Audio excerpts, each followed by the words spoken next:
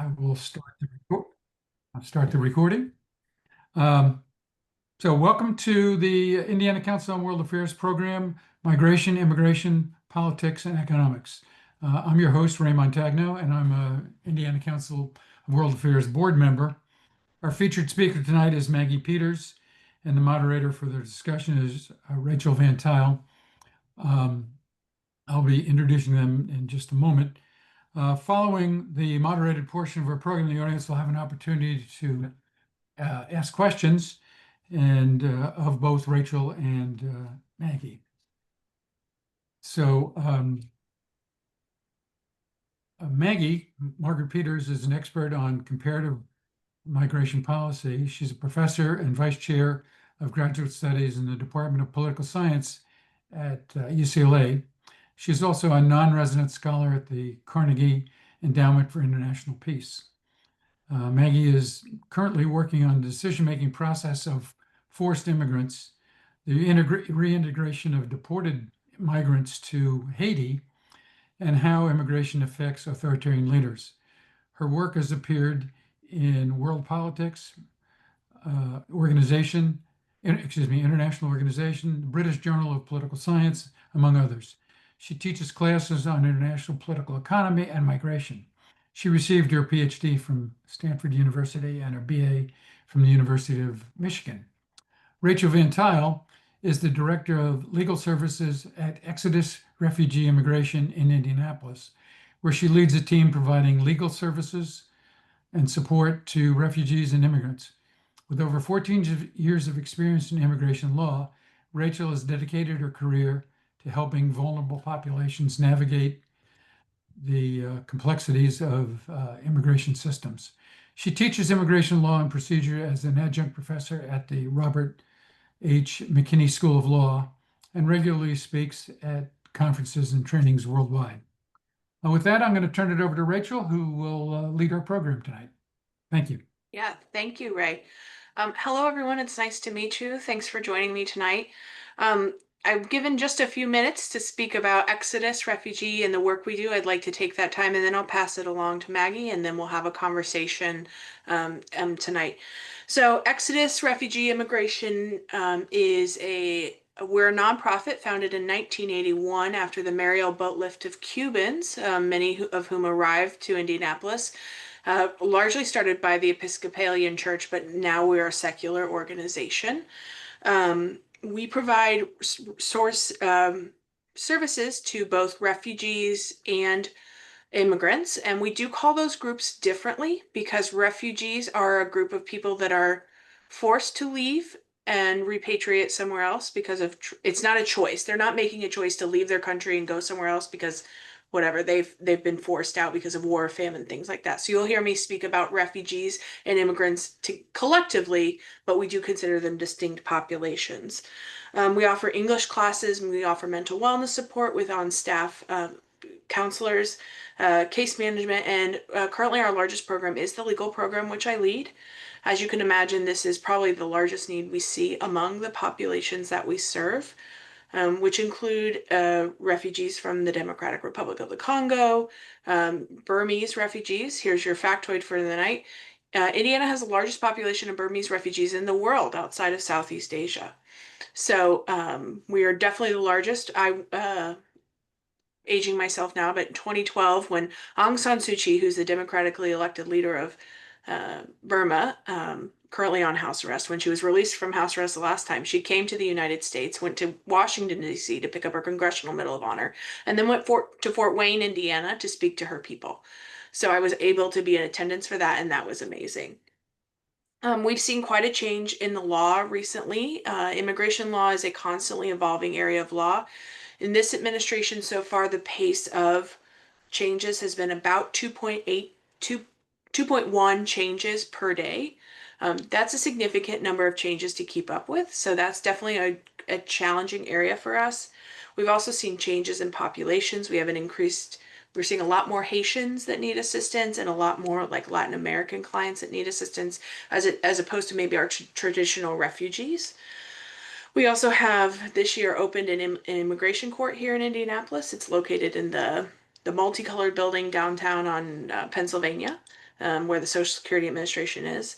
And we have we have two immigration detention centers, only one of which currently has two new ones, only one of which currently has migrants, which is the Miami County Correctional Facility up in Bunker Hill, Indiana. Um, yeah, so we've just seen a lot of changes. We always appreciate support if you're interested in learning more or if I can answer questions later. Our website is exodusrefugee.org and we'd love to interact with you. There's like a ask contact us question. You can ask just like, hey, what kind of situation is this? You want to ask general questions there? They usually get forwarded to me, so I'm happy to answer those. Okay, Maggie, can you tell us a little bit about your program and your work? Yeah, all right. I'm gonna share my screen because as I was saying, I'm an academic and we always have slides. So I made up a couple slides. All right. Let's see. Is this showing up anything? No. You would think that after a million years of Zoom, I would be better at this, but I'm still not. Um,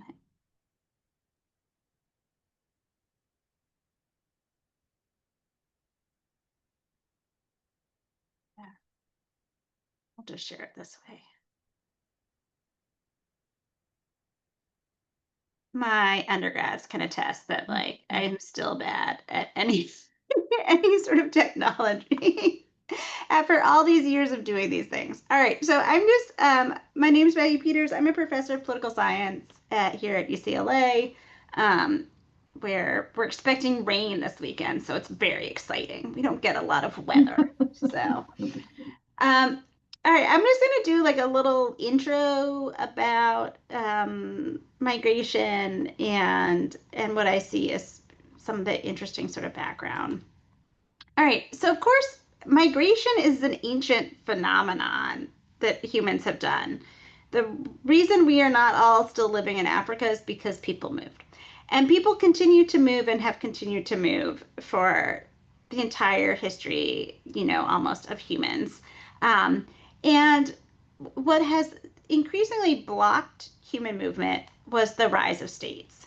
So historically, states have tried to control their populations. They move different populations around.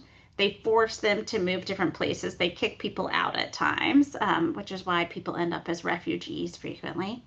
Um, and historically, states' control of migration was much more about stopping people from leaving states rather than entering the states. And this was because so much of what humans did to make stuff, you had to use with like people. People had to make stuff. We didn't have machines. We didn't have the same technology as we do now. And so if you were a ruler and you wanted to like live off of the work of other people, you needed a lot of people. So most of what was going on was trying to stop people from leaving the states. And border control wasn't about immigration, but thinking about stopping literal vandals, like who attacked Rome. The Vandals was a group that attacked the ancient Rome from like sacking your capital. Um, and so this led to control on movements, but throughout history until, gosh, like less than 100 years ago, there were still a lot of nomadic groups and lots of people who still moved around. So even though there were increasing controls as we've had states, there was still a lot of ability to move. In the 19th century, states that, especially in the New World, wanted immigrants. And one phrase that I always turn to is one, gobernar es poblar, which means to govern is to populate. So this was a statement made by an Argentine leader in the mid 19th century. And this was the idea that like people needed labor. States needed labor to be able to do anything. Especially in the New World where indigenous populations had been killed or had died. Without labor, you couldn't do anything. You couldn't develop agriculture. You couldn't develop industry. We wouldn't have the state of Indiana unless people had migrated from Europe to the United States and then migrated from the East Coast into the interior, what was known as the West back in the day. And so all that labor had to come from somewhere. And it came from the old world. Originally, a lot of labor came in the form of slavery or indentured servitude.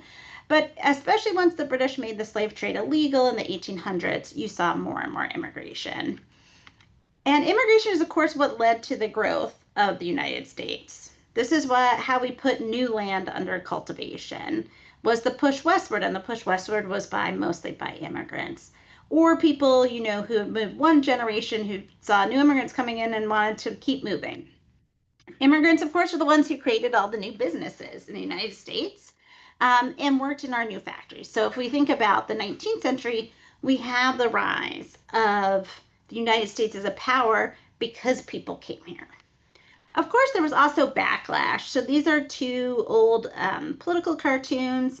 The one on the left here shows, this is an Irish, so you can see that one of the barrels says Irish whiskey. The other barrel says lager beer in German. And so this is like in the 1840s a lot, and they're stealing the election box. So there was this fear that new immigrants in the 1840s and 50s who were primarily from Ireland and Germany were unable to assimilate and were going to steal the election and make America not American again. So concern over immigrants affecting America in negative ways goes back really far back. And anybody of you who, like me, are of Irish heritage always know the no Irish need apply stereotype. The one on the right is about Italian immigrants, and it's particularly sort of bad, but you can see the Italians here, this was from the late 1800s, are portrayed basically as rats coming to the United States. You see things like on this hat, like mafia, and then you see this guy here. This is like your plutocrat who really wants cheap labor. And Uncle Sam just sort of letting them in. And so we saw greater nativist reaction and eventually restrictions. So for my first book, I looked at immigration policy in the US and other wealthy countries. And so the graph here shows the immigration policy. And Congress and the president really didn't do anything on immigration until about 1875. There were brief periods. These are like the Alien and Sedition Acts, and another brief period around the War of 1812, where there were little blips where we did stuff on immigration, but basically did nothing. We didn't really touch immigration. And then starting in the mid 1870s, we start to regulate immigration, and we continue to regulate it more and more. And we see a big decline in the 1920s, where we put on these quota laws. And ever since then, we've opened up immigration some, but it's nowhere near as easy to come as an immigrant to the United States as it once was. Rachel could probably lead you through the 4,000 steps it takes to move here legally these days. Whereas when my ancestors came over, they just came on a boat and were like, hey, we'd like to be here. And people were like, cool, come on in. All right, so why did we get restrictions? Well, as I argue in my book, a lot of things have changed where businesses no longer need as many people as they once did. Businesses these days can move their production overseas. We get a lot of trade. We get a lot of goods that we used to produce here are now produced elsewhere. And we have a lot of new productivity due to new technology. And we saw this earliest in many forms of agriculture. I was trying to look up the statistics because I don't remember off the top of my head, but in the mid 1900s, it took hundreds, around 100 hours of manpower work per acre of wheat. Now, by the end of the 19th century, it was taking 5-6 hours. And now I would guess that, I don't know if we have any wheat farmers on the line here, but they probably an acre takes me half an hour. Just thinking about the different ways we really have much higher productivity. So we have increasing restrictions, but you have a lot of economists in particular say oh, we should have more immigration.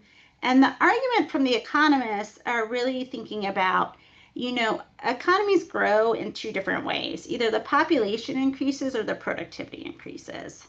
And productivity increases typically are kind of slow.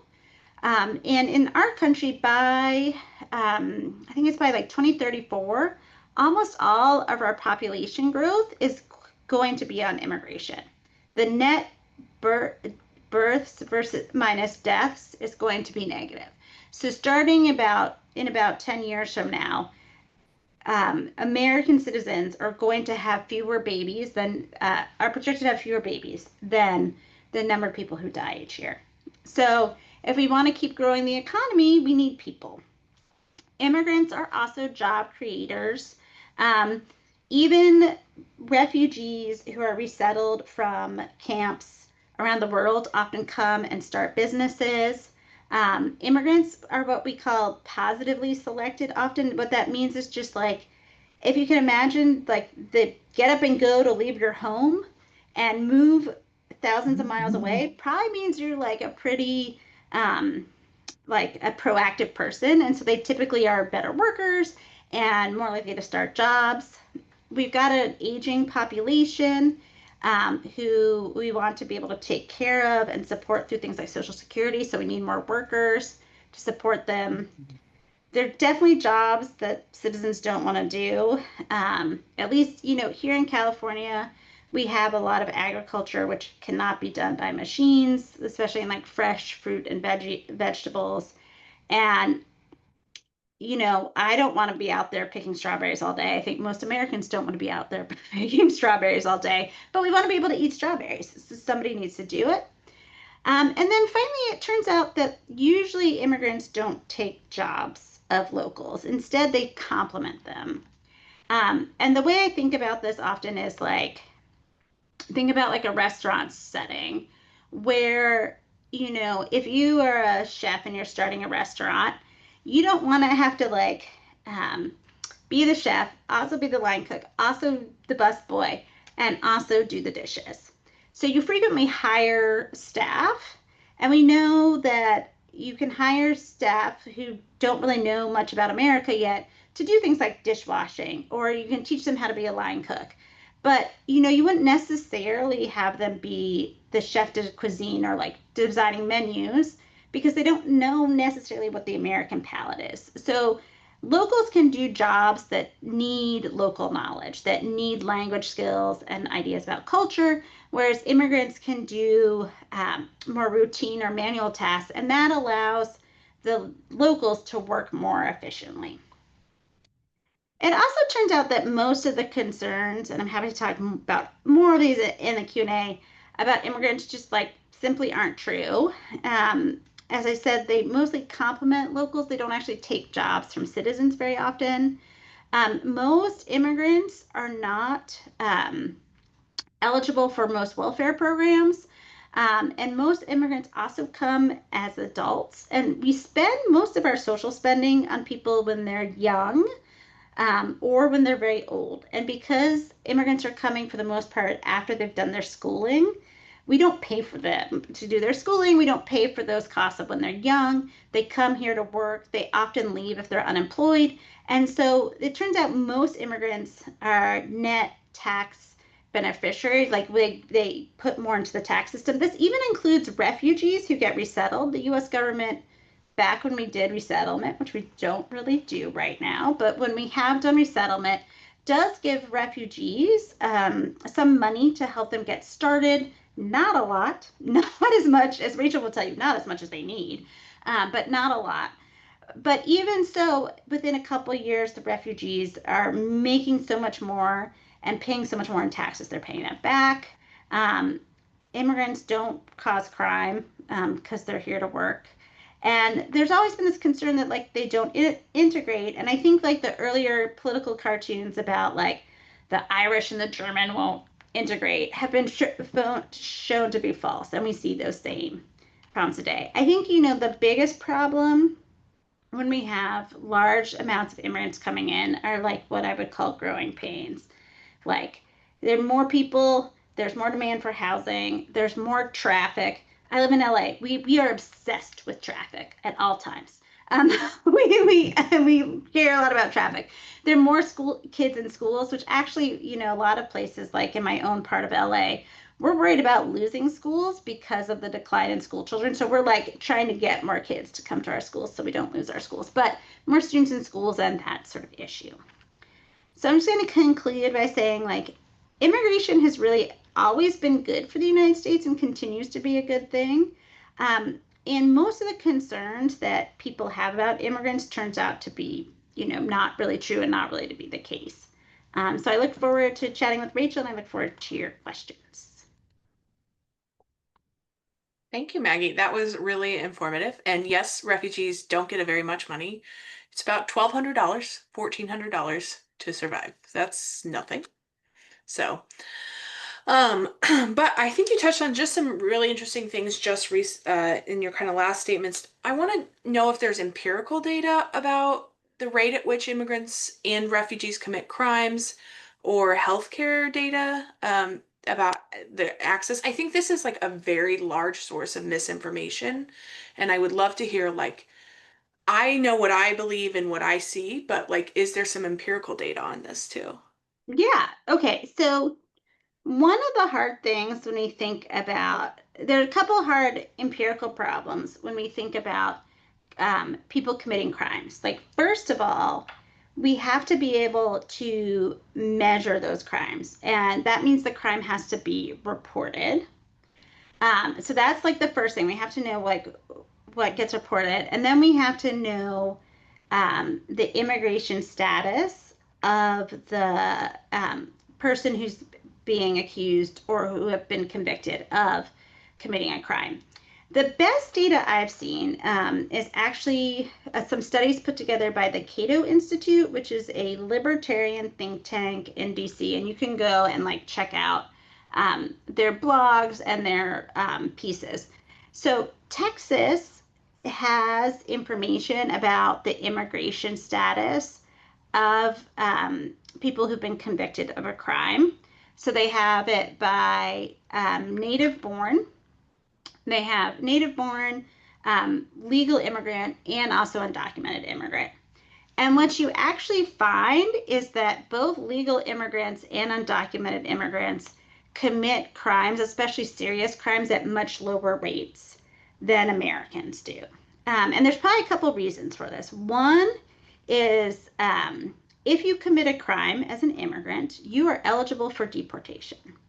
So immigrants know that if they commit a crime, it's possible they could be deported.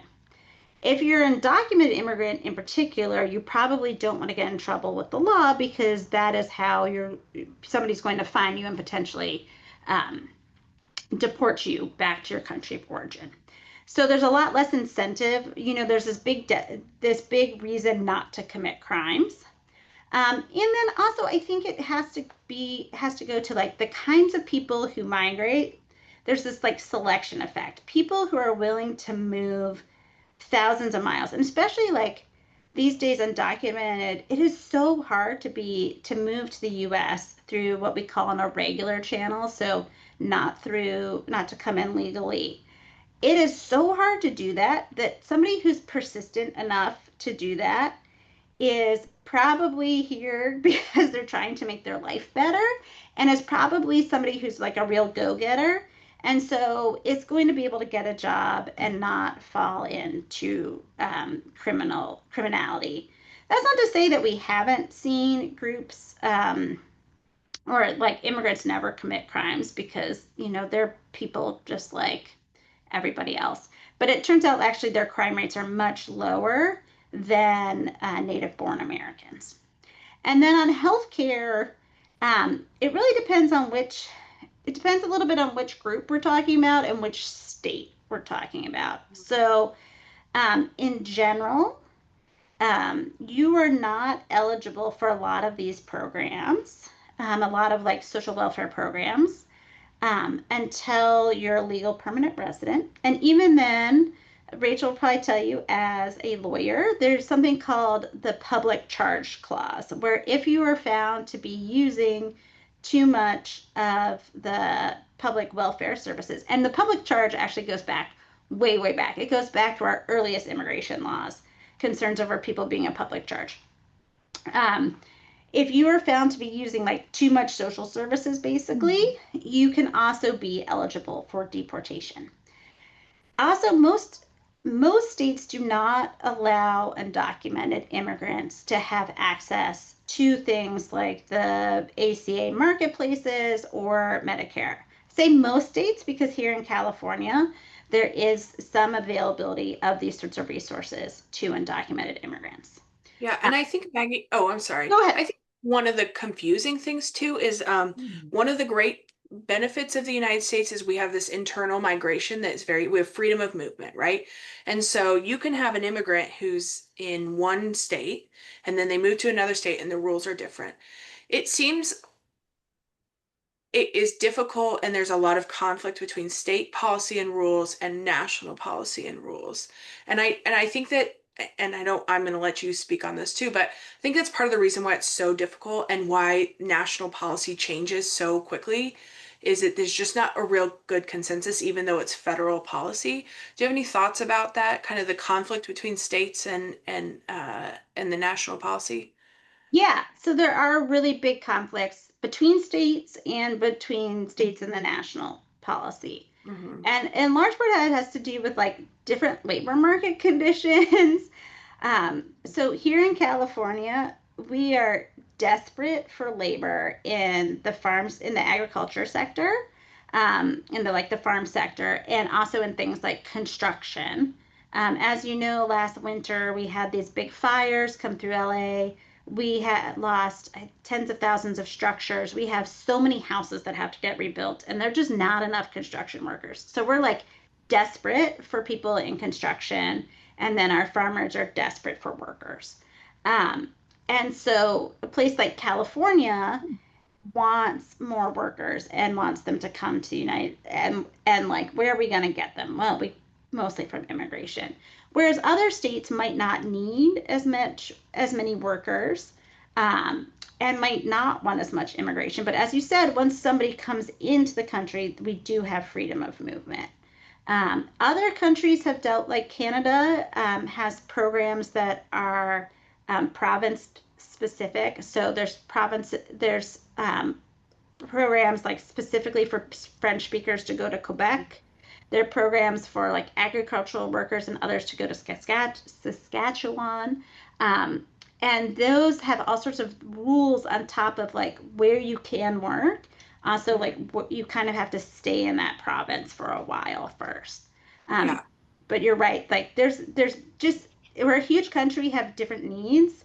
Yet we have one policy at the federal level. I do think it's interesting to note historically in the refugee program, when we did more refugee resettlement, the State Department and the government works hard to place people where they think that they will remain. That's why Indiana has so many Burmese individuals because they're more likely to stay in a community where they feel and so they work actually really hard. We call that secondary migration. So if a refugee comes to Exodus and then they want to move to California, we call them a secondary migrant to California. But the State Department works hard because the resettlement agencies get dollars too to provide the services. So I do think that's interesting what you were saying about the Canadian province, and maybe that works similarly here. We try to put people where there's a cultural and language services available to them. So, for example, I've heard if you've heard of the Rohingyans from Burma, Indiana doesn't have any Rohingyan speakers. Like we don't have that resource, so we actually don't have very many Rohingyans here because they're a Buddhist or a Islamic group from Burma. So that's also something that usually in past administrations would go into deciding where to place somebody who comes in through a regular channel, as you say. Yeah. Um, I think one of the things that I find interesting about the future is really how, like, what we now call like economic migrants or maybe climate change migrants might um, change the way immigration flows, and particularly with the adoption of more automation through AI and other things like that. Do you have any thoughts about that? How does that affect the United States, but also other countries in terms of migration? If people can work now remotely from other countries, are we going to see less migration too? Yeah, so it's still somewhat hard. It will depend a little bit on like the rules of hiring people overseas is still hard.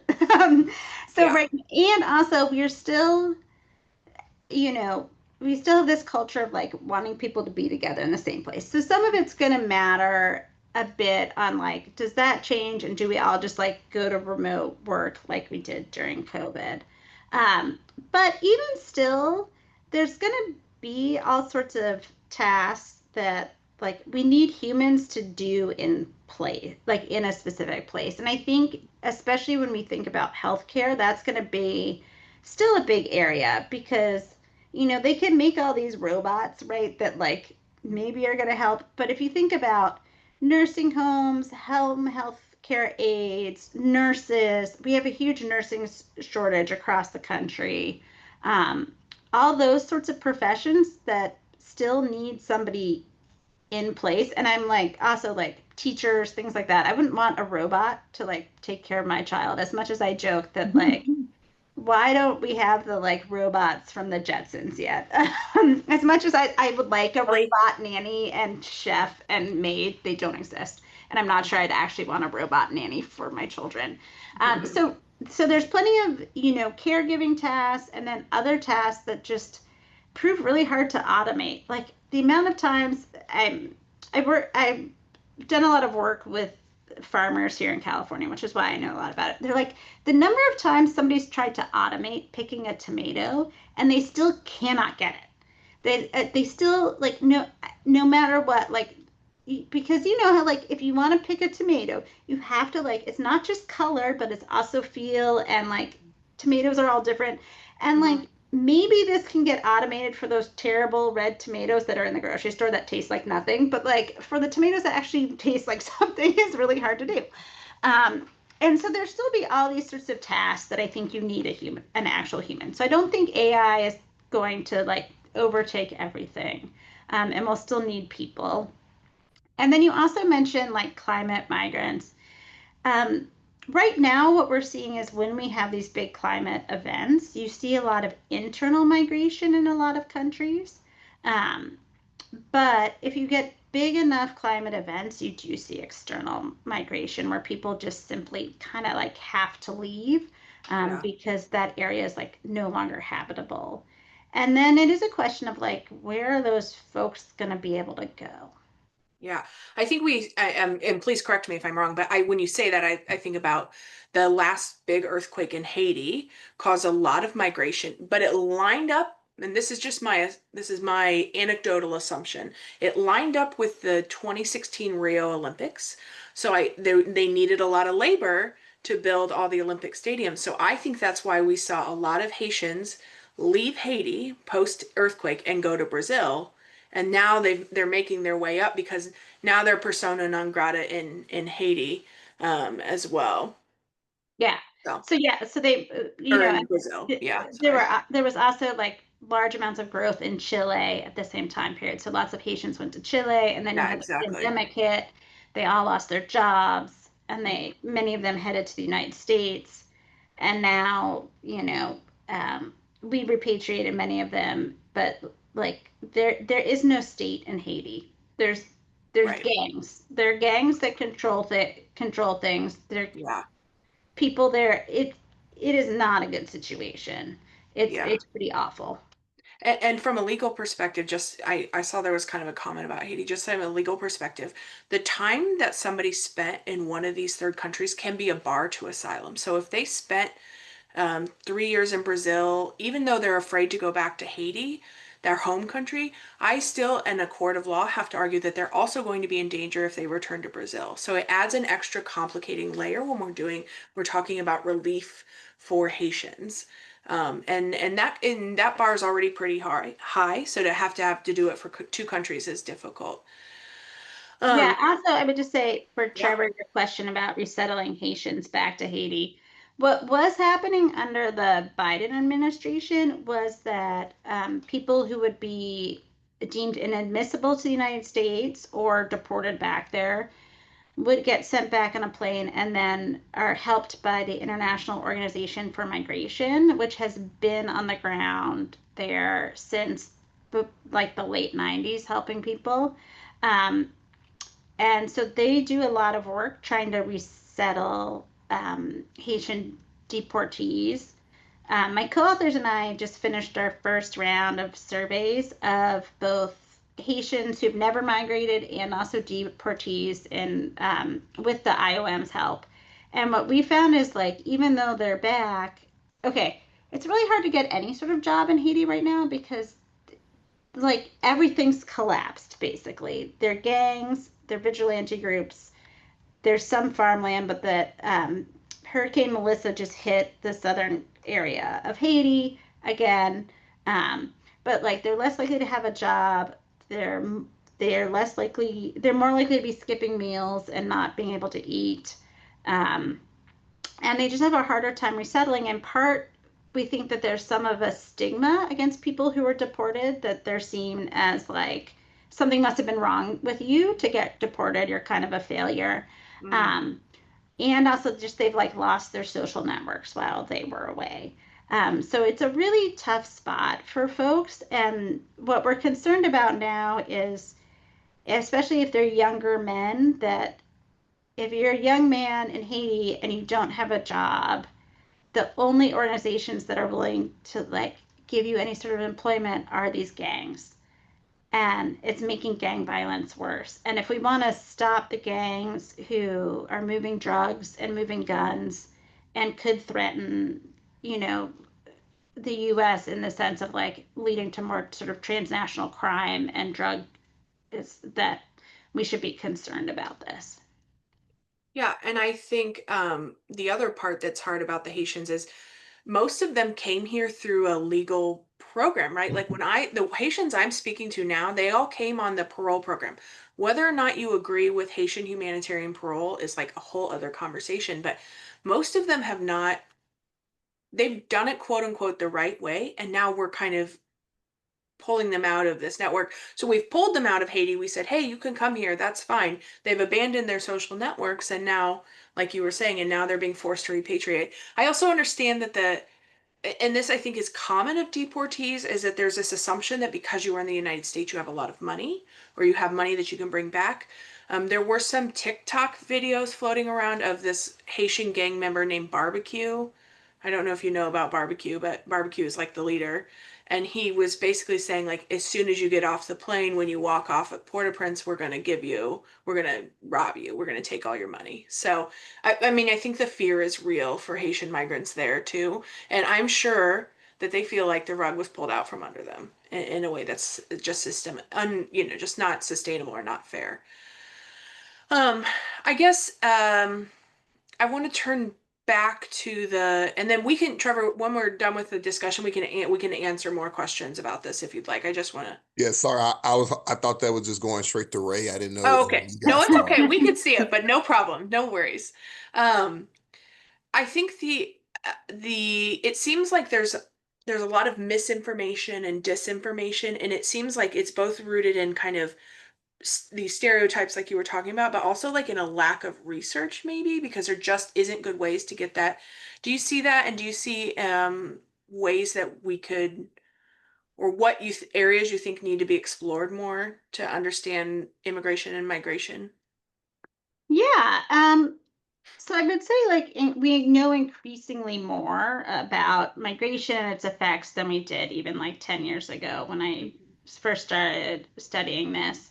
Um, but I think what we actually need research on is misinformation, because, I think scholars have been writing about like, oh, immigrants don't actually take jobs from locals for 20 years now, but that doesn't seem to permeate. And my theory, one of my theories on why this is the case, and this is not just in the United States, but it's kind of something we see around the world, is if you think about it in a democracy, immigrants, because they're not citizens yet, can't vote, right? So if you're a politician and you want to pick a group to be like an out group, to be like, this is the group that's causing all your problems, they're kind of a great group to go against because they can't be a voter for you.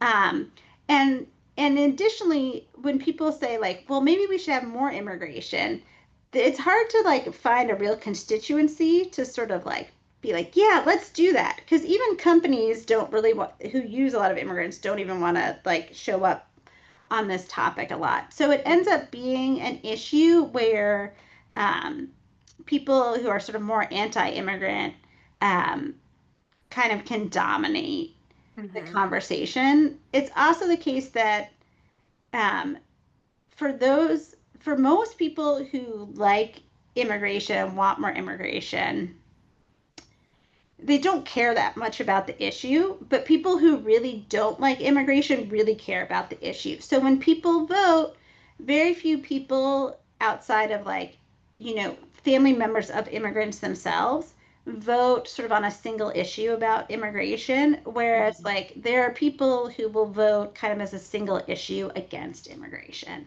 Yeah. So that just means there's sort of like the politics is sort of one-sided, and we see this on other issues like gun control. The majority of Americans are like can agree on, some common sense gun control reforms, but there's like a very vocal group who cares a lot about having none of that.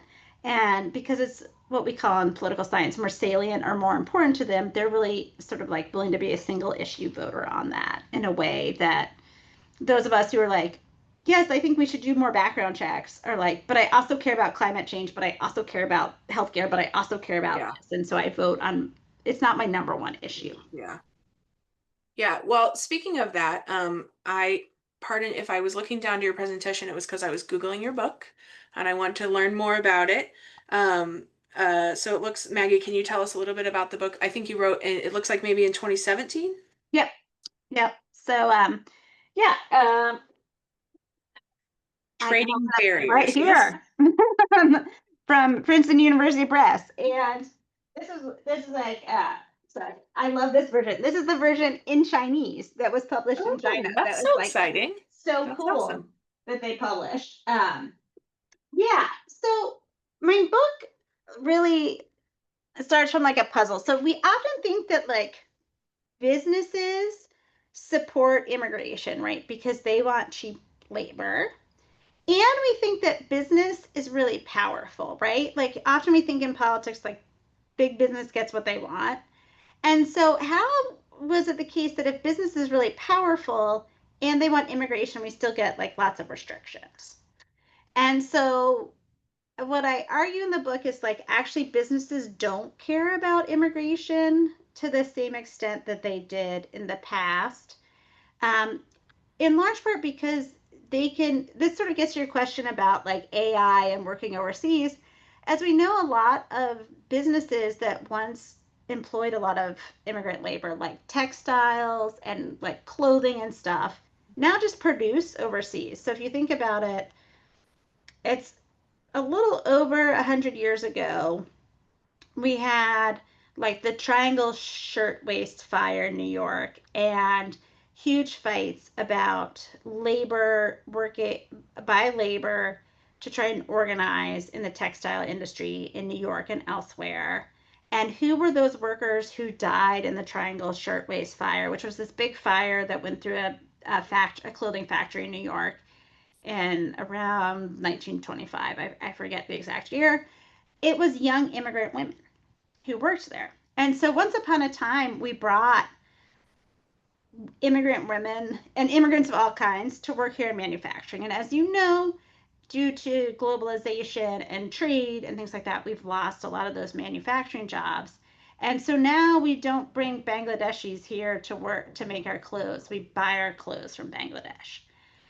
And so once that happened, business basically cares less about immigration than they once did, and so they don't really lobby for it in the way um, that they once did, and so are not as great of a support for immigration. And so that's allowed groups that oppose immigration to have more power. Yeah. Well, I wanted to, I'm just going to share a couple other books that I've read that I think are great. One is called The Truth About Immigration. I don't know if you've read that one, Maggie, but it's written by an economist and he's an immigrant himself. It's very useful. And then Everyone Who's Here Is Gone Now is also one about the movement, the Central American movement to the United States and kind of some return. So both are, all three. I'm going to add this one, Trading Barriers, to my collection, um, and hopefully get a little royalty for that, Maggie. But Yeah, like $1. Thanks. excellent. Woo! But I think at this point, Ray, I'll turn it back over to you to kind of let's let people ask some questions. All right. Well, thank you, both of you, for stimulating and a very interesting conversation. I really appreciate it. So, as I mentioned earlier, if I sent a chat message out, if you have a question, just post it there, and I will kind of track who's posted things, and we'll kind of ask people to ask their question in person. So, Claire Collins actually had a question she posed already. Claire, you there? Yes, I'm here. As you know, there was a bipartisan bill um, in like 2023, 2024, and it looked like it was going to pass, and Biden was president at the time. And it just seems like it was a lifetime ago, but it was like a year and a half or 2 years ago that this bill was going through Congress, and it really looked like it would solve the immigration problem. And then, of course, Donald Trump told his GOP, don't vote for this, because he didn't want it to come out as a win for Biden. Anyway, is there any hope of that bill being revived as the Trump influence is waning a little bit by the GOP? And you could refresh our memories and tell us what was the bill like? Golly, that feels like there were 5 bills. I don't know if I can remember exactly what was in that bill because again, it was a lifetime ago, as you mentioned. But I think it was a move to kind of stabilize some statuses, maybe fix some of the Dreamer stuff, and then additional border crossing issues. I have to be honest with you, I don't think we're in a political posture right now where we could get that done at the moment. That's just, I'm not a political scientist. It's just my estimation of things. Here in Indiana, we have an attorney general that is very insistent on enforcing immigration policy within the state, and that has made things difficult as well. Maggie, do you know which bill she's talking about specifically? Yeah, so I think it was the Border Act of 2024. So it would have increased border enforcement, but also provided more money for the asylum process, Right. Yes. main, Okay. maintain humanitarian parole, and like create and fix a couple legal pathways. Um, I mean, I do think something like that could pass again. One of the issues I think we have with immigration policy in the US is we have an extremely enforcement based policy. Part of this is because like enforcement sells well. Everybody talks about enforcement. Part of it's also that like every time we try to cut like money for border enforcement like CBP and ICE will be like, look at this big scary immigrant because they don't want their budgets cut. Every agency does this. It's what we call bureaucratic politics. If you like, if you and some of them are just better at it than others. Like, you know, SNAP people who work in health want to make sure that there's money for health research. We all lobby for the things we care about, right?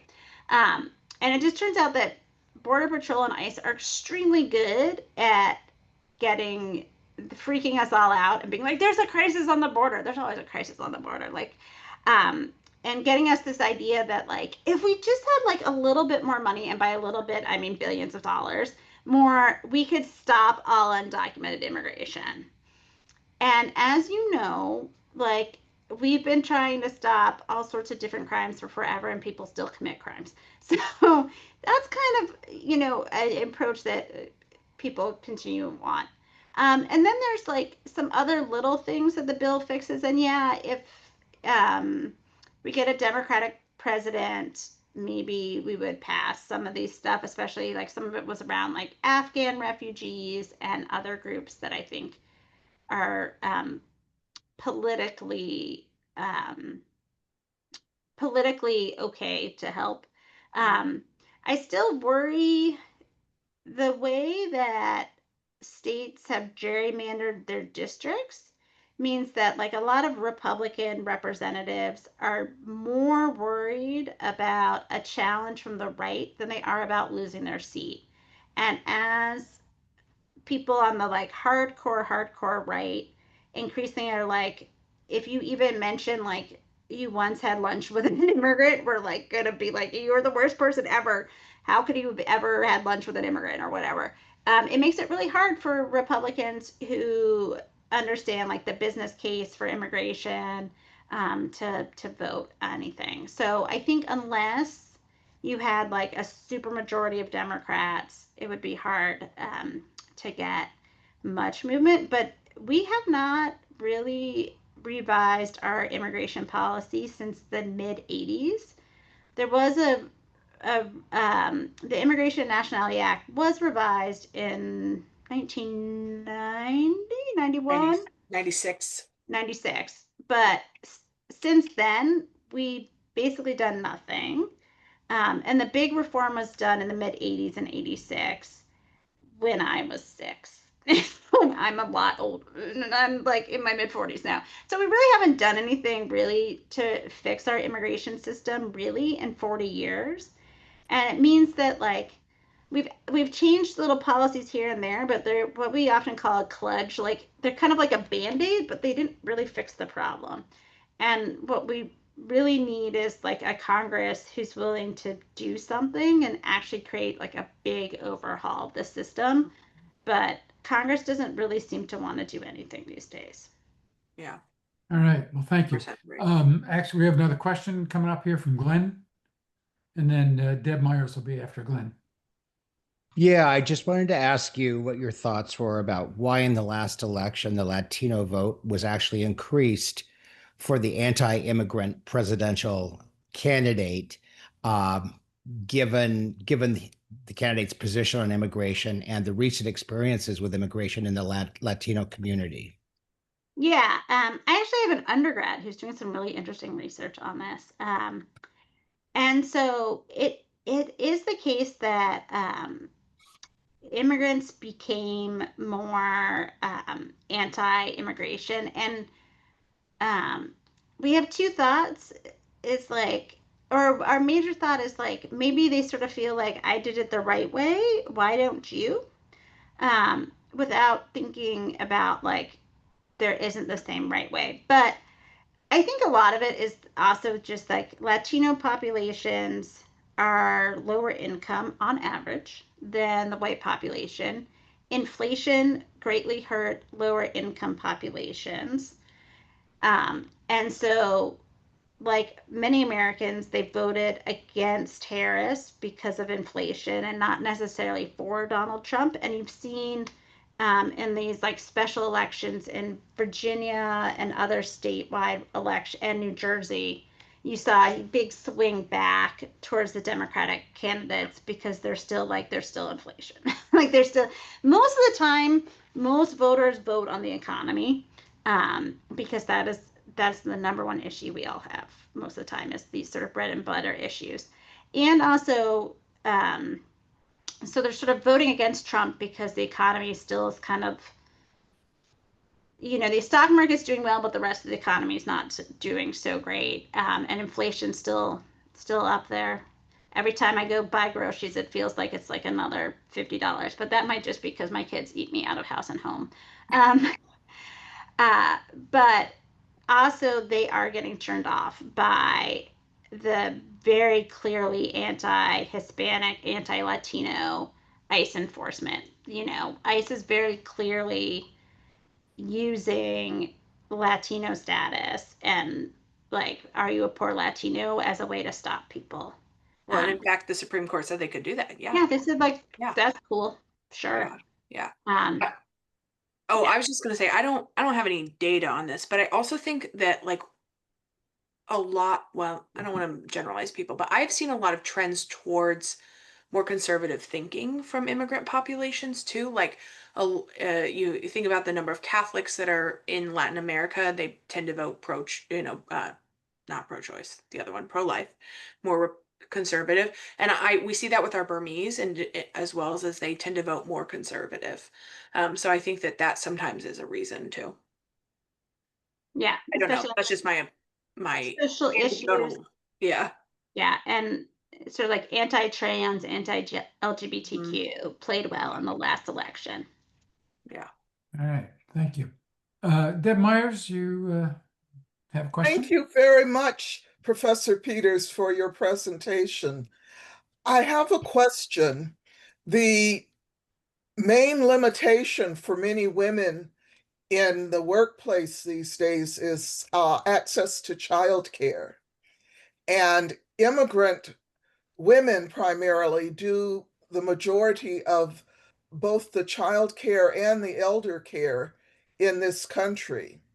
And with our current projected birth rate at 1.79 per woman, compared with a stability rate of 2.1, we're going to be in dire need of population replenishment. How does our current stance on immigration make any sense?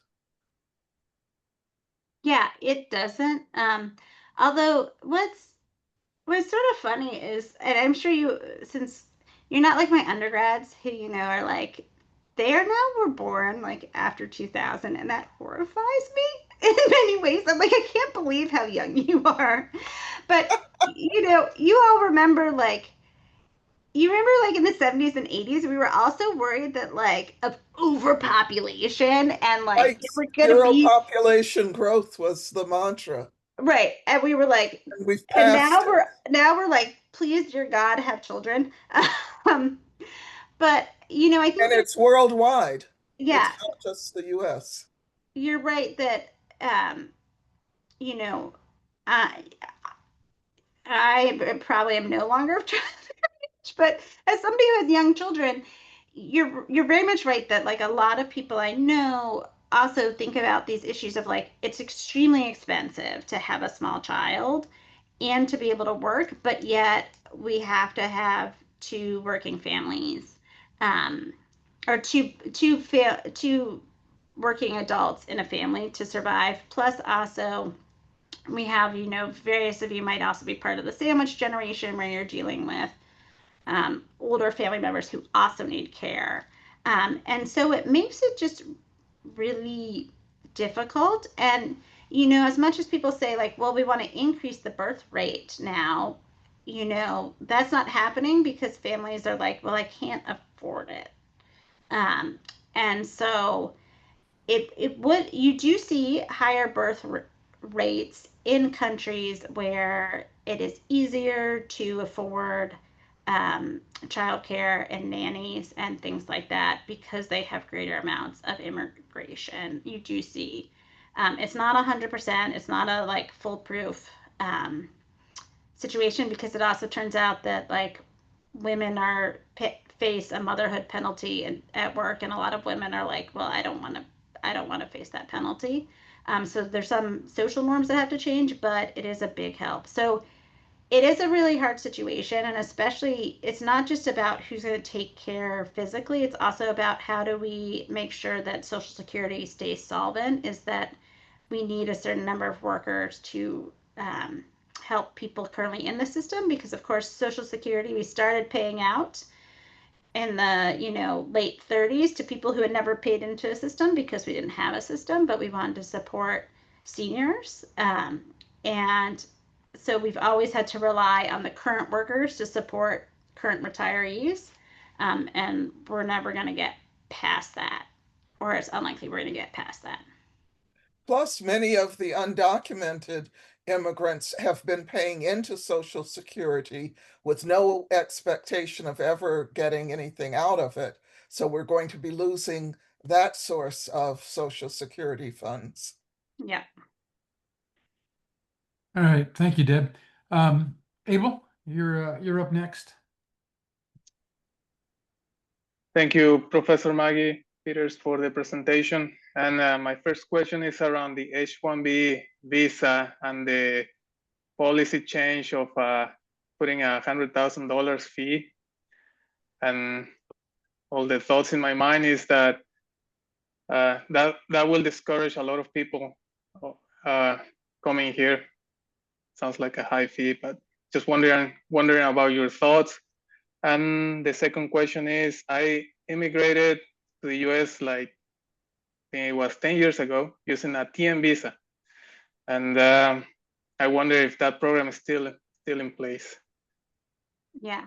On your first question, that is definitely going to affect competitiveness to attract talent, especially for smaller businesses. If you're Google or Meta or OpenAI or Nvidia or Apple or Microsoft, you're one of the really big businesses that's super profitable. If you found a worker that you're like, that person's amazing, they're a foreigner, I'm going to hire them because they are leading the way on these large language models that we need for AI or whatever, you're still going to be able to do that because you have the $100,000. What it's going to hurt are smaller firms that are like startups that want to hire like US talent, but don't have that kind of money. They just simply don't have it. And that means that like our bigger companies are going to get even more advantaged, and could hurt our long-term growth because we want startups to be able to hire good people and to make sure that we have like disruptive economies and get new firms coming online because 5 years ago, who among us heard about OpenAI? Like none of us knew this company called OpenAI, and now we're all using it. And maybe it's going to lead to the Terminator situation, but hopefully not. And hopefully, it will help. AI will help us all. It definitely helps me write letters of recommendation for law school, which I have to write a lot of those. So that's that's one reason why I don't like the fee. The other reason is, well, there's also other organizations that maybe want high skill labor that use them, are in like the nonprofit sector and universities. We hire a lot of faculty under H-1B visas, and it's not clear whether we're going to be subject to that fees or not.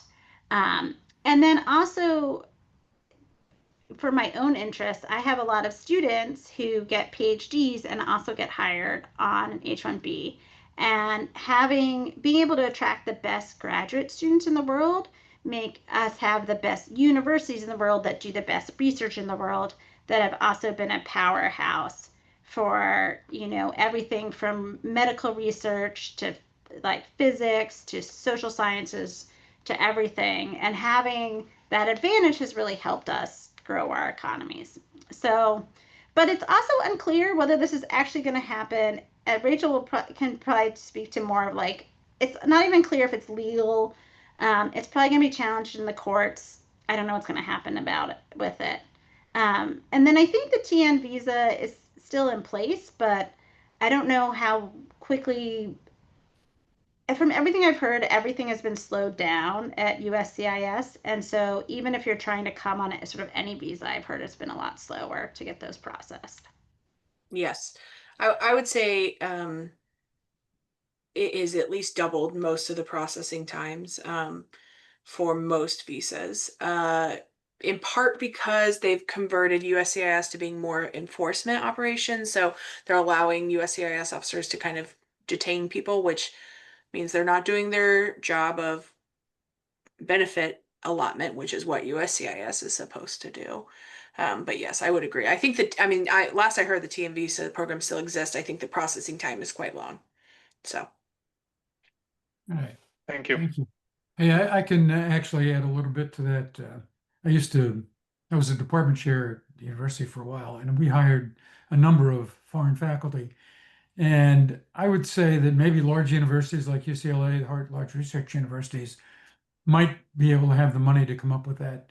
But regional campuses that hire foreign faculty are probably not going to be able to come up with $100,000 to Right, because it's not $100,000 in isolation either. It's $100,000 like fee on top of the already existing fees, Sure. plus the money you have to pay to a lawyer to do it, Oh, yeah, it's an expensive and the process. salary for the person, right? Like it's not, I think when we think about that, we have to think about it's not just in isolation either. Yeah. It's also the case that depending on where you are, there is a like minimum salary you have to make to get an H-1B. So I had a student who just got her first faculty job at Concordia College, which is in Minnesota. It's on the North Dakota Minnesota border. And so she actually had to be paid more than the average faculty member there to be able to get an H-1B. And so you're already might be paying a higher salary to that person to be able to fit under the H-1B program, and then to think about, if she's like, I wouldn't have been hired, people just wouldn't hire foreign PhDs at a lot of these campuses because they just cannot afford $100,000. We probably couldn't even do it here at UCLA. Yeah. We could use another question here if somebody wants to chime in, but I do have a question. We see what's happening in Japan. The population has declined over there. They've had a strong aversion to immigration in Japan, and we see their economy has stagnated. Why is it that, American politicians don't see this and say, hey, this could be us 10 years down the road or 20 years down the road? There's a real world case study of blocking immigration has led to population decline and lower productivity and lower economic growth. Yeah, well, actually, the Japanese have realized their mistake and are really changing their ways in many ways. They were increasingly allowing immigration, not just in the caregiving sector, but partly in the caregiving sector, but in all sorts of sectors, they're increasing immigration, and actually using the sort of economic language. I think, unfortunately, our political system sort of pushes against longer term thinking, especially like the average, if you're a member of Congress, you get elected and then you're up for re-election again in 2 years. And so you're already thinking about what's the next election, not what's going to happen like 10 years down the line, 15 years down the line. And that's sort of supposed to be more of like kind of like what the president's supposed to do, but even still it's like, a president gets elected these days and then 3 seconds later it's like, are they going to be reelected, without allowing anybody to have time to actually implement policies and think about the longer term policies.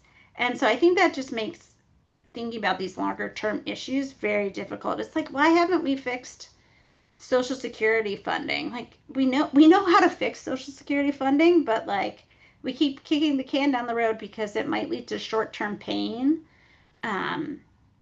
But everybody just has short-term wins the next election incentives.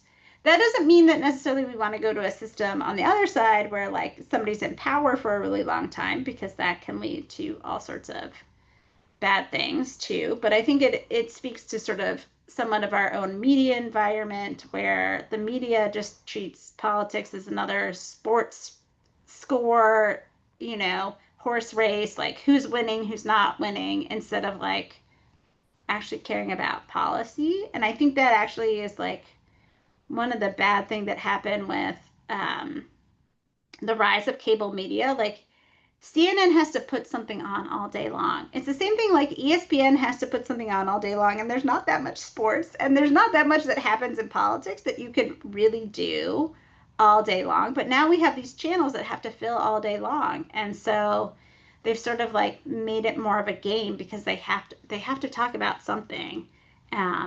And reasoned policy debates work very well on NPR and public media and like the NewsHour with Jim Lehrer, who no longer hosts the NewsHour, but but don't necessarily play well in the 24-hour news cycle. So stop watching 24-hour news. That's my big advice. I actually have a question from one of our board members who wasn't able to join us tonight, but His question was, this is more of a macroeconomic issue. Globalization has been a source of much of the world's increase in wealth since World War II. It's sometimes defined as the free movement of goods, money, and people across borders. Is the free movement of all three necessary to achieve the full benefits of globalization in the future? So it's kind Yeah, it kind of is. And here's why. It really has to go with the large amount of what we call non-tradable goods, or non-tradable sectors. So a lot of what we now need are services, in this now like post-industrial economy. A lot of what we rely on are services. A lot of what the US produces are services. And a lot of those services cannot be done from overseas. You cannot get a haircut from overseas, right? Like you could fly somewhere and go get a haircut, but I can't have somebody who's currently in China cut my hair, right? Maybe if we get amazing robots, that is something that can be done. But we still need doctors in their offices to see us. We still need um, hairdressers to be physically present. And because there's just so much still that you just can't trade, and even things that you wouldn't think of, like concrete. Turns out you actually need to make concrete kind of near the source where you're going to use it. Otherwise, it, seizes up and it's not usable any longer. And all sorts of things like that. So, and like construction, all those sorts of industries are ones that have to be done in a specific place. So as long as we have things that are place based in terms of production, we can't just get all the benefits just from trade. We actually need people to move to. All right, very good. Just one other question I had was, if you kind of were to design an immigration system today, what pieces do you think would be most advantageous to both the immigrant and the country they're entering? What should it look like? What are some things we're doing wrong that we could be doing right? If you could wave a magic wand and say, all right, this is how I would fix this today. Maybe Rachel and Maggie both could answer this. Yeah. I mean, I would do a couple things. One is one policy would be like a place-based immigration system whereby areas that want immigrants, that need immigrants, could bring immigrants in on some sort of visa where like they had promised they would live in that area for like a couple years, not forever because we allow people free agency, but like at least a couple years to come work in and repopulate areas like Detroit. Like what we've seen in upstate New York, we've seen this huge resurgence of people and a huge resurgence of the economy of upstate New York because of things like the refugee resettlement um, system, whereby all of Buffalo, Utica, Rochester, all those areas have really revived because they got new people through the refugee program where people were resettled there. And through resettlement, they were resettled in a community where they decided to stay and they put down roots and they've really rebuilt those communities. So that would be one aspect. I would love to see more refugee resettlement. We have You and me both. Yeah. UNHCR has about 100 million people who are in some form of forced displacement. They're not all outside of their country of origin. Many of them are still within their country of origin, so they don't technically count as a refugee because you don't count as a refugee at all until you cross an international border under international law. Some of them are like the Venezuelans who are fleeing um, an economic collapse, which often doesn't get you refugee status legally. But out of those 100 million people, less than 100,000 people get resettled to countries all over the world, not just the United States, but that's between like US, Canada, Australia, the European countries. So these are like, and the people who get resettled are usually the ones who are like most desperate need, like single mom households and things like that. But we have 100 million people who are in really desperate situations, who are really good, wonderful people. And it would be great to really increase our resettlement program. And so if we're thinking about fairness and thinking about those sorts of issues, is to actually do a lot more resettlement. Yeah. I think that's a great place that I'll jump off. The president has currently set the number for FY 25 at 7,500. 7,000 of those visas are allocated for white South Africans, who, by the way, are not refugees because they have not left their country. They remain in South Africa. The other 500 is allocated for other persecuted groups, but we think that doesn't include many of the traditional groups of refugees. So I think increasing our commitment to refugee resettlement is a great way. I have wrote a couple other ones down that are big issues for me. I think the backlogs at immigration, both in the USCIS and at the courts, are unbelievable. When I started practicing 14 years ago, it took us less than 6 months to get a case through the immigration court. It now takes 6 to 10 years to get a case through the immigration court. And I think the backlogs for family reunification are also a big driver of kind of undocumented immigrants. If you're the brother or sister of somebody from Mexico, and you're in Mexico and somebody hears there's your brother or sister is a US citizen, you're looking at a 30-year wait to be able to come to the United States. That's not realistic. That is a line, but it's not a realistic line. And then my other soapbox is immigration judges are appointed by the Department of Justice. That's why we've seen so many get fired and turned over and replaced. That's why there's now these military judges. They're not independent, although it's a court, they're not independent arbiters of fact, right? They're not what we call Article 3 judges. So they have quotas and things that they have to meet at the behest of the head of the Department of Justice, the Attorney General. So Pam Bondi is telling immigration judges, you have to decide cases this way. You have to decide cases this way. And judges aren't able to do that independently. And that's a problem because then you don't have any parity between immigration courts. So in Indianapolis, we have an immigration court. There are some judges that are denying 100% of cases. If that individual lives in northern Indiana and their cases in Chicago judges on average approve about 50% of cases. And so that creates a real problem and creates forum shopping, which is also problematic for, it shouldn't be that way. It just shouldn't be that way. We should be able to get a fair shake in every court. So, sorry, that was a little bit of my No. That's great. Thank you. soapbox and there. I'm just like, and just to say, raging about it.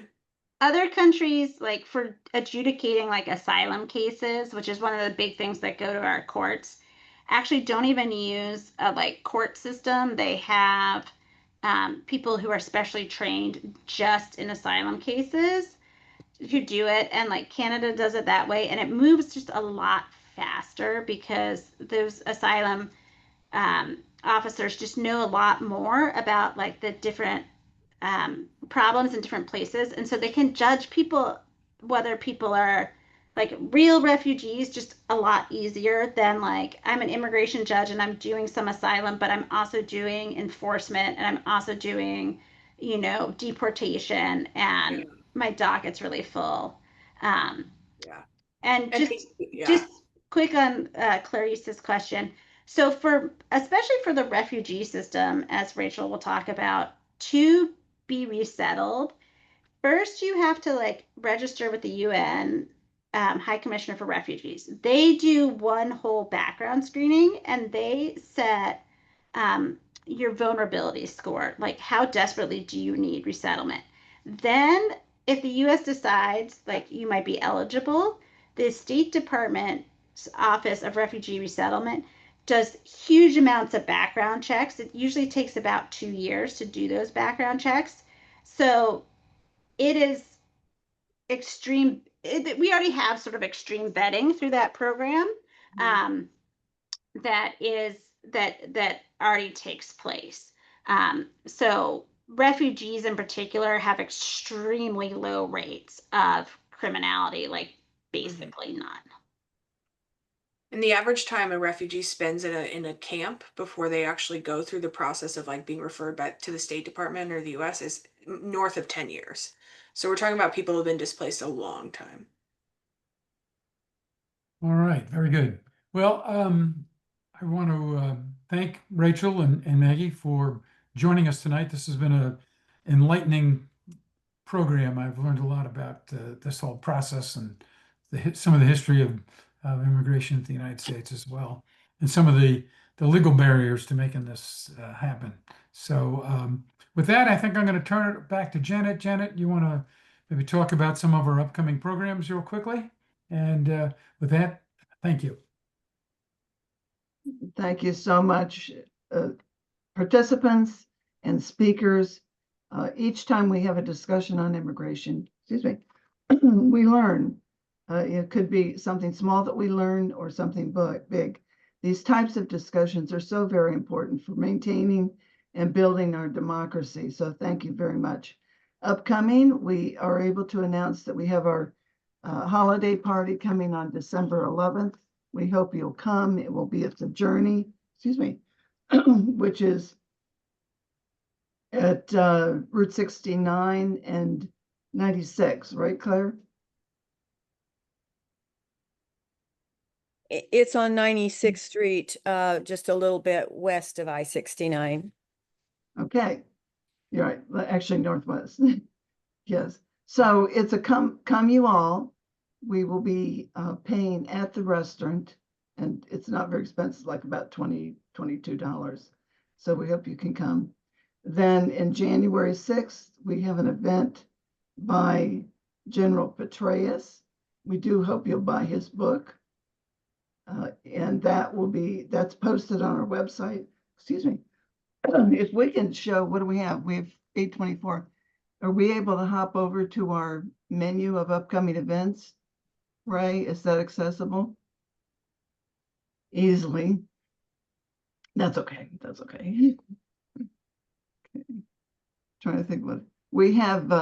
We're revisiting U.S. foreign aid in the middle of January. We had a program in September, and we're going to revisit it because we have some updates on what's happening with U.S. foreign aid. February, March, we will be conducting our Great Decision series. The topics are very timely, very serious. There will be a session every week, all the way through February and March. And then in the one of the first topics is Trump 2.0.